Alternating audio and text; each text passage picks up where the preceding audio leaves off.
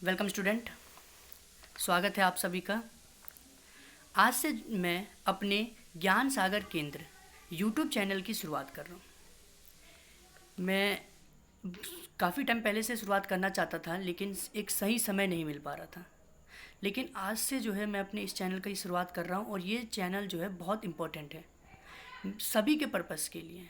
इस चैनल पर चाहे स्कूल लेवल का हो, चाहे आप कॉलेज लेवल का हो, या कॉम्पिटिटिव लेवल हो गया, जैसे एसएससी हो गया, रेलवे हो गया, यूपीएससी हो गया, पीएससीएस हो गया, या किसी भी स्टेट पीसीएस में, हर एक के लिए बहुत इम्पोर्टेंट है ये। मेनली जो इस चैनल का मैं फोकस स्टार्ट कर रहा हूँ, ये उन बच्चों के लिए कर रहा हूँ जो कंटेंट के लिए जो है इधर से उधर भटकते हैं। उनको सही एक क्या पढ़ना चाहिए, क्या नहीं पढ़ना चाहिए, उनके लिए बहुत प्रॉब्लम्स होती है। तो उन्हीं सारे प्रॉब्लम्स को मैं आज पे सॉल्व करूँगा, और ये चैनल मैंने इसी मेन पर्पज़ से ही बनाया है। और मैं कई सारे चीज़ को, मैं खुद एक हिंदी मीडियम का स्टूडेंट हूँ, तो मैं भी ये चीज़ें समझ सकता हूँ कि किस तरीके से एक हिंदी मीडियम वाले बच्चों के लिए फ़ेस करना पड़ रहा है, और इंग्लिश मीडियम वाले बच्चों को भी बहुत ज़्यादा फ़ेस करना पड़ता है कई सारे मेन टॉपिक्स को लेके। तो जो इस यूट्यूब चैनल की जो मैं शुरुआत कर रहा हूँ, ये काफ़ी डिफरेंट होगा। ऐसे तो मेरे जैसे देखो यूट्यूब चैनल बहुत ज़्यादा हैं, मेरे से क्या बहुत अच्छे अच्छे यूट्यूब चैनल आपको देखने को मिलेंगे। बट जो मेरा मेरा जो ये चैनल का मेन पर्पस है, वो है कि ये बाइलिंगुअल होगी। बाइलिंगुअल मतलब है इस पे जो भी कंटेंट आएगा, जो भी टॉपिक्स इस पे मैं जो स्टार्ट करूँगा, वो सारे बाइलिंगुअल होंगे। उसमें हिंदी और इंग्लिश दोनों होगा। जिससे क्या है, हिंदी मीडियम्स के लिए जो इंग्लिश के जो की प्रॉब्लम्स जो होती है, कई सारे ऐसे वर्ड्स होते हैं जो इंग्लिश में इंपॉर्टेंट हो जाते हैं, आपको इंग्लिश की भी नॉलेज होनी चाहिए, तो उनके लिए भी मेन ठीक है। और हिंदी मीडियम के लिए चैनल वैसे भी हिंदी मीडियम के लिए है, बट इंग्लिश मीडियम के लिए भी जितना हिंदी मीडियम के लिए उतना इंग्लिश मीडियम के लिए भी है। क्यों? क्योंकि इंग्लिश मीडियम के कई सारे ऐसे कॉन्सेप्ट होते हैं जो इंग्लिश में ना समझ आए, लेकिन आपको हिंदी में समझ आ सकते हैं, और जो हिंदी में ना समझ आता है उसे इंग्लिश में और अच्छे से मैं यहाँ पे प्रेजेंट करूँगा। ठीक है बच्चों, तो बहुत इम्पोर्टेंट क्लास जो हमारा स्टार्ट हो रहा है, और जो ये यूट्यूब चैनल है, इसका भी बहुत बेनिफिट है।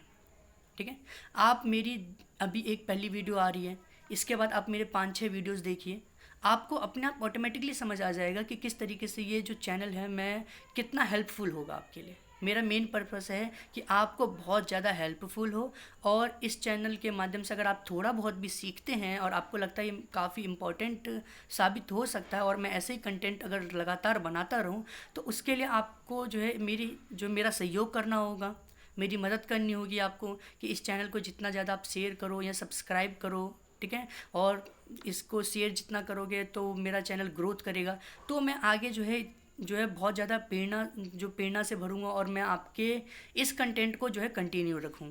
ठीक है बच्चों, तो इस चीज़ का जो है मैं बहुत ध्यान रखूँगा कि आपका टू द पॉइंट और सिलेबस से रिलेटेड ही हो।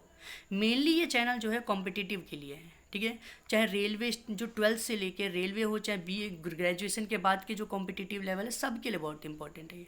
ठीक है, तो मैं स्टार्ट कर रहा हूँ, आप देखते रहिए किस तरीके से आपके लिए उपयोगी है। मैं चंदन सर आप सभी को फिर से वेलकम करता हूँ, और हम अपना टॉपिक जो है यहाँ से स्टार्ट करते हैं। ठीक है, आज जो हम यहाँ पे स्टडी करने जा रहे हैं, वो हमारा क्या है, भारत का इतिहास। क्या है बच्चों, आज हमारा टॉपिक है भारत का इतिहास, हिस्ट्री ऑफ इंडिया। यहाँ देखिए मैं क्या है, ये सब आपने बहुत पहले से भी पढ़ा होगा, लेकिन मैं बेसिक से स्टार्ट कर रहा हूँ, और इसमें जो है आपको टू द पॉइंट ही मिलेगा। ठीक है, कोई ऐसा नहीं एक्स्ट्रा वो चीज़ नहीं जो आपकी से रिलेटेड नहीं, आप बार बार पढ़ते हो, तो ऐसी जो चीज़ों को मैं यहाँ पर लेकर नहीं आऊँगा। टू द पॉइंट ही होगा और बेटर होगा आपके लिए। ठीक है, चलिए आइए स्टार्ट करते हैं भारत का इतिहास, हिस्ट्री ऑफ इंडिया। ठीक है, उत्तर में देखिए, हिस्ट्री ऑफ इंडिया स्टार्ट करने से पहले मैं आपको इसके थोड़ा सा मैं हिस्ट्री के ऊपर ही बताना चाहूँगा, और इसकी पूरी डिटेल दूंगा, ताकि आपका कॉन्सेप्ट भी धीरे धीरे अच्छे से क्लियर हो सके। हिस्ट्री, आखिर हिस्ट्री क्या है और पास्ट क्या है। बहुत बच्चे ये होता है पास्ट को हिस्ट्री कह देते हैं, लेकिन ऐसा नहीं है। पास्ट तो है ही, लेकिन जो पास्ट में जो चेंजेस हुए हैं, जो इवेंट्स हुए हैं, और हम जब उनका स्टडी करते हैं, तब वो हमारा हिस्ट्री कहलाता है। तब वो हमारा क्या कहलाता है, हिस्ट्री कहलाता है। मतलब पास्ट में बीते हुए इवेंट, अब मैंने कल खाना खाया, वो हिस्ट्री नहीं है। कल मैं घूमने गया, वो हिस्ट्री नहीं है। कल मैंने टीवी में ये मूवी देखा, ये हमारा हिस्ट्री नहीं है, ये हमारा क्या, पास्ट है। ये क्या पास्ट है। लेकिन जब इन्हीं चीज़ों का जब कोई स्टडी करेगा तो वो हमारा जो है हिस्ट्री में कन्वर्ट हो जाएगा। किस में कन्वर्ट हो जाएगा? हिस्ट्री में कन्वर्ट। तो याद रखना, हिस्ट्री क्या है? हिस्ट्री एक स्टडी है किसका? जब हम पास्ट इवेंट का और जो पास्ट में जो भी चेंजेस हुए होते हैं उन सब का जब हम स्टडी करते हैं तो वो हमारा जो है हिस्ट्री कहलाता है। ठीक है बच्चों, तो ये चीज़ है। अब देखो ये हिस्ट्री जो है हर जगह जो सेम नहीं होती है, ठीक है, वो मैं आपको आगे आगे बताऊंगा किस तरीके से सेम नहीं होता जब हम इसका डिवाइडेशन पढ़ेंगे। ठीक है बच्चों, उत्तर में अब हम थोड़ा भारत के ऊपर जान लेते हैं। ठीक है, तो उत्तर में हिमालय से लेकर दक्षिण में समुद्र तक फैला ये उपमहाद्वीप भारतवर्ष के नाम से ज्ञात है। ठीक है, थोड़ा सा देखो बच्चों, भारत की हम जब शुरुआत कर रहे हैं तो भारत के बारे में थोड़ा सा आपको देखना पड़ेगा, क्योंकि ये अगर कॉन्सेप्ट मैं क्लियर नहीं करूँगा तो आपको जो है आगे अच्छे से समझ नहीं आएगा। ठीक है, ये फिर तो एक ही बात हो गई कि रटने जैसी बात हो जाएगी, लेकिन इंपॉर्टेंट है चीज़ें मैं आपको बताऊँगा, लेकिन थोड़ा सा कॉन्सेप्ट यहाँ पर मैं आपका क्लियर करता हूँ। ठीक है, जैसे आप यहाँ पर देखिए, ये हमारा जो है एक पहले तो ये देख लीजिए हमारा ये अर्थ है। ठीक है, ये हमारा क्या हुआ? अर्थ है। अर्थ में जो हमारा जो लोकेशन है, वो जो हमारा जो स्थिति है हमारी, उस चीज़ को हम यहाँ पे समझते हैं। आपने देखा होगा ये हमारा जो इक्वेटर है, भूमध्य रेखा जिसे कहते हैं, जो 0 डिग्री से होता है, ये क्या करता है? अर्थ को दो ना उसमें दो अर्थ को डिवाइड करता है। यहाँ पे 2 हेमिस्फीयर हमें दिखते हैं। ऊपर वाले को हम कहते हैं नदर्न हेमिस्फीयर और नीचे वाले को जो होता है हमारा साउथर्न हेमिस्फीयर, सदर्न हेमिस्फीयर हमारा कहलाता है। ठीक है, तो इस तरीके से हमने देखा। तो इंडिया यहाँ पे कहाँ है? तो इंडिया यहाँ पे नॉर्दर्न जो होता है नॉर्दर्न हेमिस्फीयर में है। और आपने यहाँ पे 0 डिग्री का हमारा देखा होगा, यहाँ पे ठीक है, यहाँ पे आपने हमारा देखा होगा एक जो है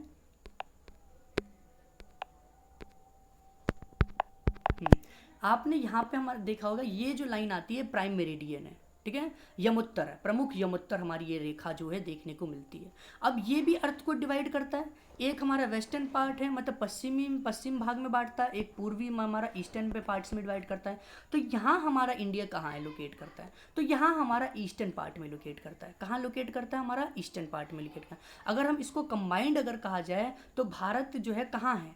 तो भारत जो है नॉर्थ, जो हमारा यहाँ पे नॉर्थ दिख रहा है, ठीक है, जो नॉर्थ और ईस्ट इनके बीच में है। इनके क्या है बच्चों? इनके बीच में यहाँ पर हमें यहाँ पर देखने को मिलता है। कहाँ देखने को मिलता है? इनके बीच में देखने। तो हम कहते हैं कि भारत जो वर्ल्ड में जो है कहाँ पे लोकेट करता है? तो नॉर्दर्न ईस्ट जो होता है नॉर्थ एंड ईस्ट में पर करता है। कहाँ? नॉर्थ एंड ईस्ट में। क्या है? नॉर्दर्न ईस्ट में जो है भारत लोकेट करता है वर्ल्ड में। ठीक है, तो ये इस पार्ट में लोकेट करता है। ये चीज़ तो हमारी चलो गई वर्ल्ड के अकॉर्डिंग। ठीक है, अब थोड़ा सा इंडिया के बारे में हम देख लेते हैं। यहाँ पर इंडिया से रिलेटेड क्या टॉपिक्स है हमारे। अब मान के चलिए जो हमारा जो है इंडिया का थोड़ा सा यहाँ पे मैप तो बनेगा नहीं, लेकिन फिर भी कोशिश करता हूँ।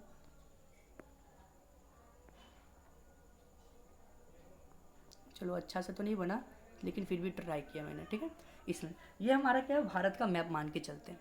तो भारत का जो मैप अगर देखा जाए तो इसमें क्या है? तो हम देखते हैं उत्तर में जो है भारत कहाँ पर? तो हम भारत का कहते हैं यहाँ पर जो उत्तर में मतलब नॉर्थ में जो भारत है हिमालय है। ठीक है, वैसे और अगर हम देखें तो हमारा कौन सा पॉइंट है? तो यहाँ पर हमारा इंदिरा जो है कोल है, इंदिरा कोल है। और नीचे हमारा जो है दक्षिण में जो है हमारा कन्याकुमारी तक है। कहाँ तक है? कन्याकुमारी। और जो 3 तरफ से जो है समुद्र से घिरा हुआ है। किससे घिरा हुआ है? समुद्र, जिसे हम पेनिसुलर कहते हैं वो। ठीक है, पेनिसुलर कहते हैं यहाँ पे।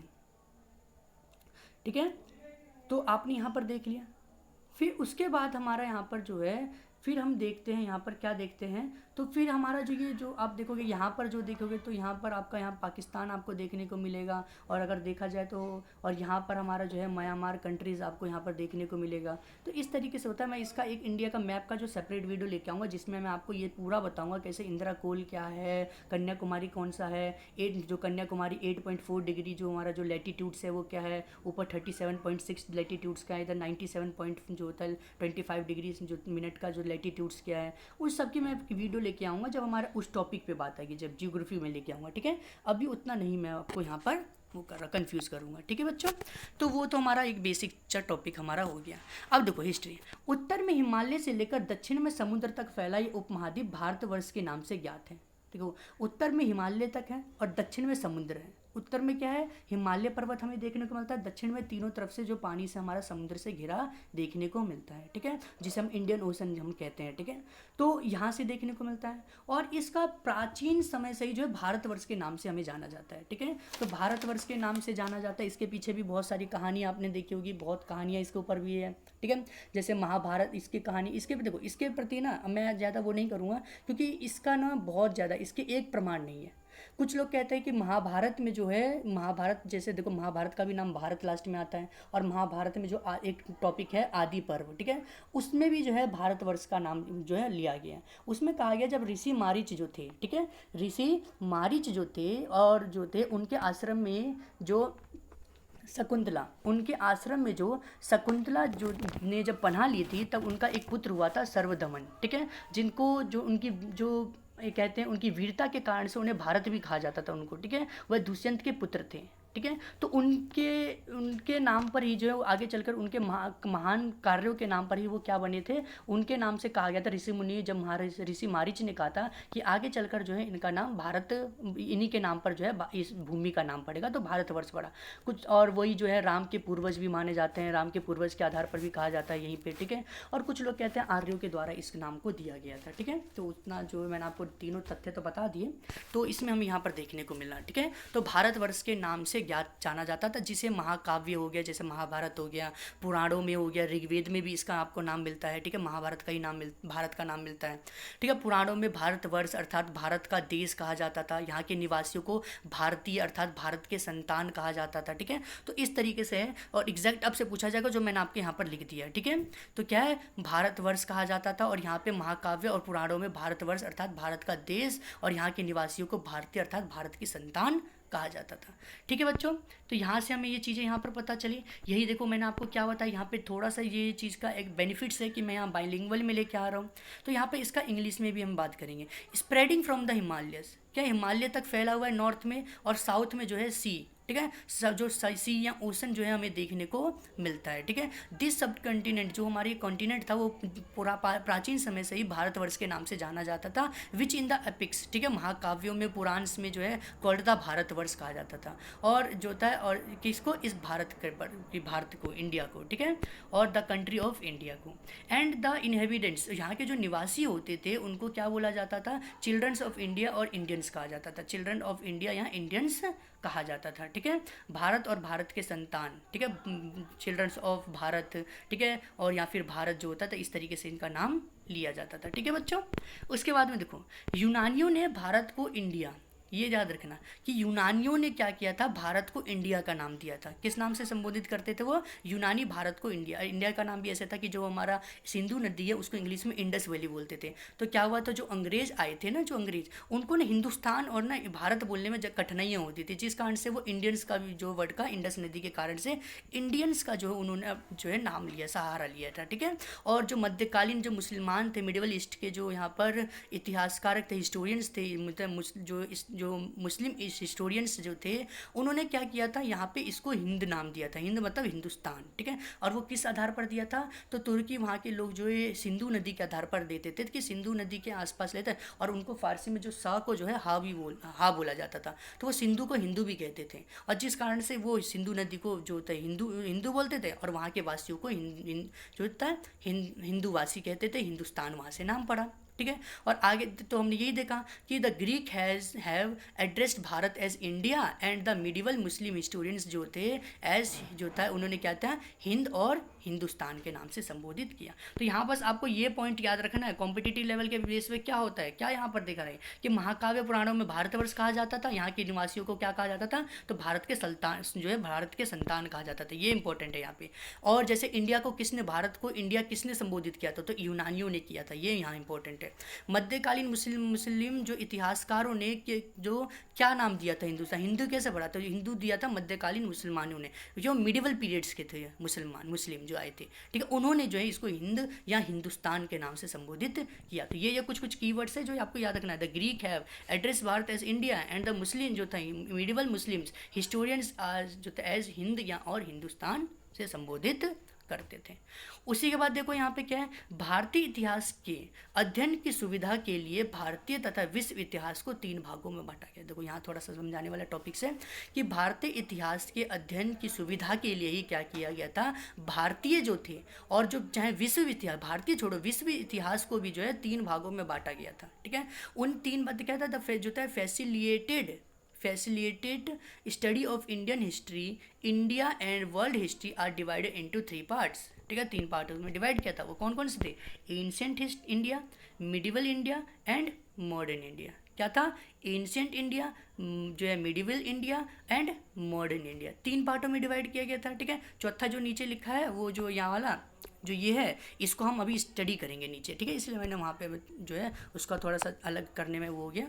तो इसको हम यहाँ पर तीन पार्टों में हमने देख लिया। अब देखो ये नहीं है कि ऐसा नहीं है कि जो एंशिएंट इंडिया का टाइम पीरियड जो है पूरा, अगर इंडिया में जो है एंशिएंट इंडिया जो है वो प्राचीन समय से लेके आपका जो है मतलब जो है जो आपका पीरियड, ये मैं अगर कह दूँ तो जो 647 में हर्षवर्धन जब उनकी जब मृत्यु हुई थी उसके टाइम जो वो एंडिंग पीरियड्स था। ठीक है, तो 7 जो आपका मान के चलिए 7th सेंचुरी से, ठीक है 7th सेंचुरी से और उससे पहले के टाइम पीरियड को जो एंशिएंट हिस्ट्री कहा जाता था। तो ऐसा नहीं है कि पूरे विश्व में सेम चीज़ चल रही हो, नहीं, विश्व में किसी और टाइम पीरियड को जो है एंशिएंट इंडिया कहा जाता था। और क्या पता वो जो एंशिएंट इंडिया का टाइम पीरियड हमसे, जैसे मॉडर्न पीरियड का एग्जांपल लेता हूँ मैं आपको। ठीक है, मॉडर्न जो इंडिया है उसका टाइम पीरियड कब से स्टार्ट होता है, जब औरंगजेब की मृत्यु हुई थी 1707 से लेके, तो मान लो मिनिमम जो है 18th सेंचुरी से जो है हमारा जो है मिडिवल मॉडर्न पीरियड स्टार्ट हो गया था 18th सेंचुरी से। ठीक है, सेंचुरी किसको कहते हैं, शताब्दी के कहते हैं। ठीक है,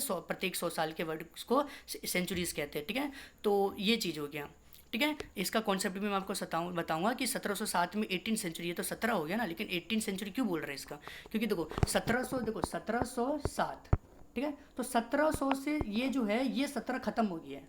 अगर यहाँ पर एक भी वर्ड आ जाएगा, यहाँ पे अगर एक भी आ जाएगा तो ये अब 18th सेंचुरी का स्टार्टअप हो जाएगा। किसका स्टार्टअप हो जाएगा, 18। जैसे अभी का टाइम मान लो, अभी हम तो हमारा क्या चल रहा है 2021, लेकिन हम इसे 21वीं शताब्दी क्यों कहते हैं, क्योंकि यहाँ पर जो है गिनती स्टार्ट हो चुकी है, स्टार्ट हो गया ना, इसीलिए हम इसे एक 21st सेंचुरी कहा कहते हैं। ठीक है, अगर 2000 के बाद अगर कोई भी चीज़ अगर नंबर स्टार्ट हो जाता है तो वो हमारा नेक्स्ट ईयर, मतलब 100 के बाद अगर एक भी उसमें जुड़ जाएगा तो वो हमारा नेक्स्ट उसमें चला जाता है सेंचुरी में। ठीक है, तो ये याद रखना। तो 18th सेंचुरी से जो हमारा मॉडर्न पीरियड है वो 1947 से, या कुछ लोग वर्तमान तक के समय को भी जोड़ देते हैं, तो इतना चल रहा है, ये चल रहा है ना हमारा, क्या चल रहा है हमारा मॉडर्न इंडिया चल रहा था, मॉडर्न इंडिया, तो हमारा मॉडर्न हिस्ट्री है ये।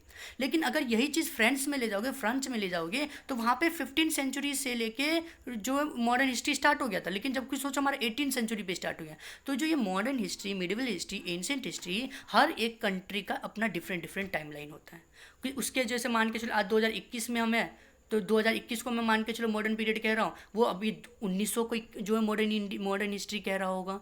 तो हर एक कंट्री में अलग अलग देखने को मिलता है। ठीक है बच्चों, और ये क्यों इनको डिवाइड किया, ताकि कुछ ऐसे इवेंट्स हुए थे, जैसे इंडिया में देखो कि क्या हुआ था कि हर्षवर्धन के बाद जो है वो मुस्लिम इन्वेडर्स थे, उन्होंने भारत में आ गए, और वहाँ से जो है अब मुस्लिम इन्वेडर्स का जो है धीरे धीरे जो है कंट्रोल स्थापित हो गया था, जिस कारण से जो कुछ इवेंट्स एकदम से कहते हैं ना कि चेंजेस होना, वहाँ पे कुछ और हमारा चल रहा था, स्टोनेज चल रहा था, वहाँ पे इतना डेवलप नहीं हुआ था चीज़ों को जो नॉर्मली चल रहा था, और यहाँ पे सेकंड फेजेस में जो हमारा चेंजेस स्टार्ट हो गए, इस कारण से हमने इसको कर दिया। फिर मॉडर्न पीरियड में हमने देखा कि यहाँ पर जो है आपके अंग्रेज आ चुके थे, इन्होंने पॉलिटिकल इकोनॉमिकल पावर्स अपने हाथ में ले ली थी, और जिस कारण से यहाँ पर जो है इस्लामिक जो था, मुस्लिम जो था, मुस्लिम जो थे इन्वेडर्स जो थे, उनका शासन खत्म हुआ और यहाँ से अंग्रेज़ों का प्रारंभ हो गया। तो इसको हमने मॉडर्न इंडिया में कह दिया। इस तरीके से कुछ कुछ प्रमुख घटनाएं हुई थी, यहाँ इवेंट्स हुए थे, उनके आधार पर जो है हमने इन पीरियड्स को डिवाइड किया। ठीक है, हिस्ट्री को डिवाइड किया। ठीक है बच्चों, अब हम करेंगे एंशिएंट इंडिया, क्या एंशिएंट इंडिया, अब फिर बाद में मिडिवल इंडिया, फिर जो था मॉडर्न इंडिया करेंगे। साथ साथ में और भी कई सारे, जैसे ज्योग्राफी स्टार्ट कर दूंगा, पोल साइंस भी स्टार्ट करूँगा, इकोनॉमिक्स हो गया। ठीक है, ऐसे कई सारे चैप्टर्स जो है मैं टॉपिक्स जो है यहाँ पर स्टार्ट करूँगा। ठीक है बच्चों, प्राचीन भारतीय इतिहास के स्रोत, आज हम जो है इस चीज़ को हम बस डिस्कस करेंगे, ज़्यादा वीडियो लंबी नहीं बनाऊंगा।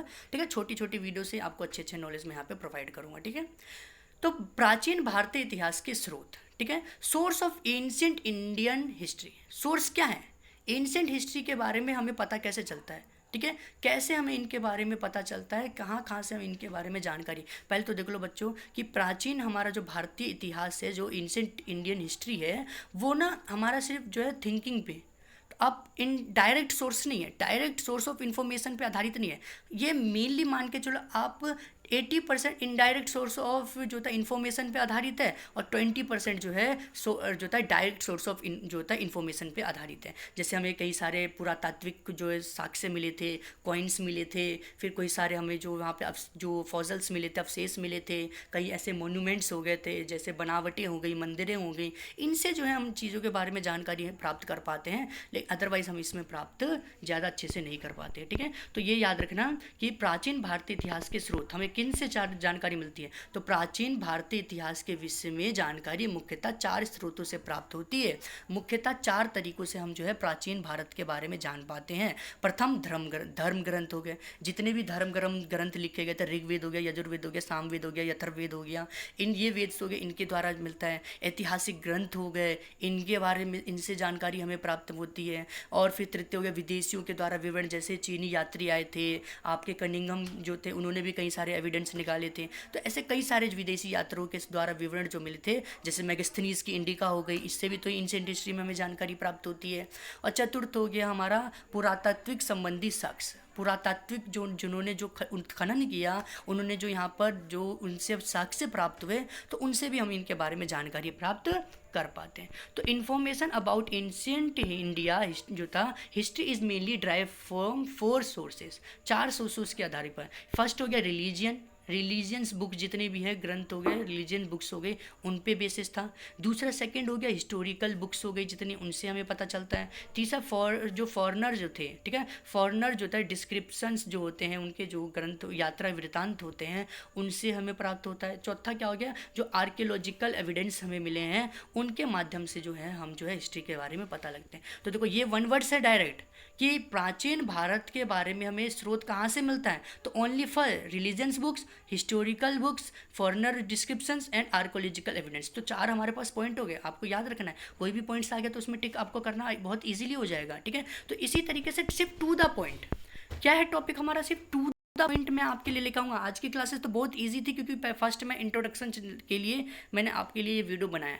नेक्स्ट क्लासेस थोड़ा सा टफ होगा, और काफ़ी कुछ हम यहाँ पर जो है यहाँ पर डिस्कवर करेंगे, चीज़ों को समझेंगे, और हमें पता चलेगा कि आखिर कैसे कैसे इसका एवोल्यूशन हुआ, कैसे कैसे इसका विस्तार हुआ, इसमें परिवर्तन हुए। ठीक है बच्चों, तो मैं आशा करता हूँ, फिर से मैं एक बार आपसे बोलूँगा कि मेरे चैनल को सब्सक्राइब करें, शेयर कीजिए, लाइक कीजिए, ताकि मैं थोड़ा मोटिवेट हो सकूं और आपको ऐसे कंटिन्यू जो है आपको वीडियो प्रोवाइड करूं। और मैं ये जो है वीडियो, मेरा जो चैनल है वो इसलिए यूनिक होगा क्योंकि इसमें ओनली बाइलिंगुअल लैंग्वेज ले जाऊंगा, हिंदी भी होगा, इंग्लिश भी होगा, जिससे आपको समझने में बहुत आसानी हो जाएगी। ठीक है, कॉन्सेप्ट को समझना है, रटना नहीं है। समझेंगे कोई भी चीज़, ऐसे एग्जाम अगर मैं आपको बोलूँ कि करोड़ों तक हमें संख्या, तो अपने हम क्या है, जो एक पर प्लस प्लस करते जाते तो हमें याद होता जाता है। ठीक है, ये चीज़ है। अगर और कई सारे डेट्स ऐसे ही आ जाते हैं, डेट्स को हम जब तक रटेंगे तो हमें याद नहीं होगा, लेकिन लाइन टू लाइन अगर हम उसको समझते चले जाएंगे तो वो हमें जो है माइंड में कॉन्सेप्ट क्रिएट करता चला जाएगा, और वो चीज़ें अच्छे से याद हो जाएगी आपके माइंड में। अगर रहा सामने हमें ऑब्जेक्टिव में दिख गया तो आराम से ईजिली हम उसको आइडेंटिफाई कर पाएंगे कि कौन सा करेक्ट आंसर होगा। ठीक है, तो वो कैसे डेवलप होगा, तो वो आप जब तक कॉन्सेप्ट अच्छे से क्लियर होगा और चीज़ों को एक बेहतर ढंग से समझोगे तो हमारा बहुत अच्छा हो जाएगा। ठीक है बच्चों, तो इस तरीके से आगे मेरा फर्स्ट वीडियो भी था, इसलिए थोड़ा सा बहुत ज़्यादा वो हो गया नर्वस में, लेकिन आगे से जो है हमारी जो एनर्जेटिक तरीके से बहुत अच्छे से हम इस क्लास को कंटिन्यू करेंगे। ठीक है बच्चों, गुड बाय, मिलते हैं हम अपने नेक्स्ट, कल फिर मिलते हैं नेक्स्ट वीडियो के साथ।